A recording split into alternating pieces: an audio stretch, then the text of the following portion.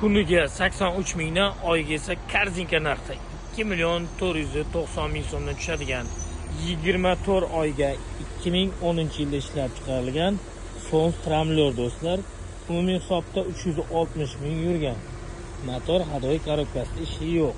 Metan jonivor. Ana motor holati ishlab turibdi. Aslida Sons minganlar biladi do'stlar.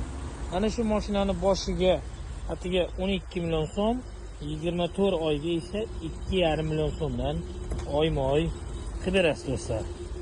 Ko'rib turibsiz, salon qismi holati yaxshi. Xo'p.